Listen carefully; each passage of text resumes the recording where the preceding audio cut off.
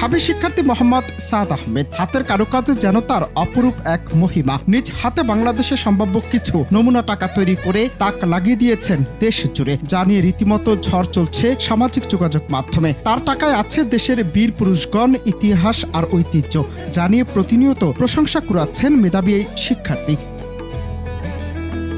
তিনি ইতিমধ্যেই ডিজাইন করেছেন এই নতুন 50 টাকার নোটটি, যা ইতিমধ্যে সোশ্যাল মিডিয়ায় ঝড় তুলেছে। কেউ কেউ বলছেন নোটটির ডিজাইন এতটাই ক্লাসি, আধুনিক এবং স্টাইলিশ যে এক নজরে আমাদের দেশের ইতিহাস, ঐতিহ্য এবং সৌন্দর্যের প্রতিচ্ছবি বহন করে। বলছেন অনেকেই জানেন না, একটি টাকার নোট শুধু সৌন্দর্য দিয়ে তৈরি হয় না, এর ভেতরে থাকে অসংখ্য সিকিউরিটি ফিচার যা নকল প্রতিরোধে অত্যন্ত কার্যকর।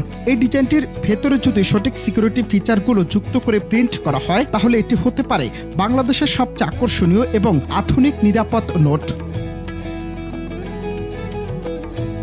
বাংলাদেশের 2 টাকার নোট ইতিমধ্যে বিশ্বের সবচেয়ে সুন্দর নোটগুলোর মধ্যে গণ্য হয়। ফেসবুক ব্যবহারকারীরা বলছেন, এখন সময় এসেছে নতুন প্রজন্মের তরুণ ডিজাইনারদের আইডিয়াকে গুরুত্ব দিয়ে বাংলাদেশের মুদ্রার নান্দনিকতা এবং নিরাপত্তা দুটোই আরও এক ধাপ এগিয়ে নেয়ার। এর মধ্যে মেজর জিয়াউর রহমানের 44তম শাহাদাত বার্ষিকীতে বিনম্র শ্রদ্ধা জানিয়ে 1000 টাকার একটি নমুনা নোট তৈরি করেছেন ঢাবির এই মেধাবী শিক্ষার্থী।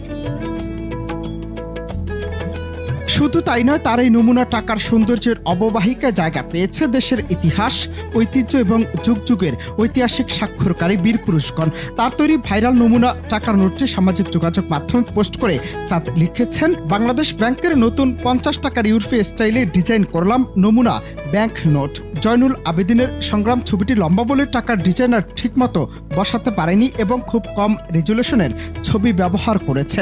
সংগ্রাম ছবিটির মতো লম্বা ছবি ইউরোপীয় স্টাইলে কিভাবে ব্যাংক নোটে ডিজাইন করতে হয় সেটির একটি নমুনা দিলাম। আর এতেই যেন হাজারো মানুষের মনের গহীনে আলিঙ্গন পেলেন ঢাবি শিক্ষার্থী সাদ।